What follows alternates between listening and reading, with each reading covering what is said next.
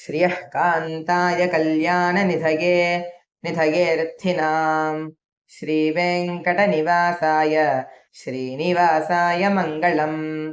लक्ष्मी सविभ्रमालोकसुभ्रूविभ्रमचक्षुषे चक्षुषे सर्वलोकानां वेङ्कटेशाय मङ्गलम्। श्रीवेङ्कटाद्रिशृङ्गाग्र मङ्गलाभरणाङ्घ्रये मङ्गलानां निवासाय श्रीनिवासाय मङ्गलम्। सर्वावयवसौन्दर्य सम्पदा सर्वचेतसां सदा सम्मोहनायास्तु वेङ्कटेशाय मङ्गलम्। नित्याय निरवध्याय सत्यानन्दचिदात्मने सर्वान्तरात्मने श्रीमत् वेङ्कटेशाय मङ्गलम्।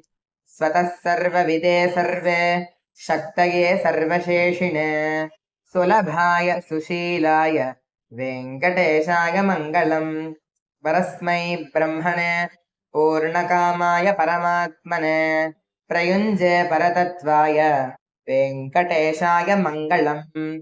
आकालतत्त्वमश्रान्तम् आत्मनामनुपश्यताम् अतृप्त्यमृतरूपाय वेङ्कटेशाय मङ्गलम्। प्रायस्वचरणौ पुंसाम् शरण्यत्येव पाणिना कृपया दिशते श्रीमत् वेङ्कटेशाय मङ्गलम्। दयामृततरङ्गिण्याः तरङ्गैरेव शातिलाः अपाङ्गैः सिञ्चते विश्वम् वेङ्कटेशाय मङ्गलम्।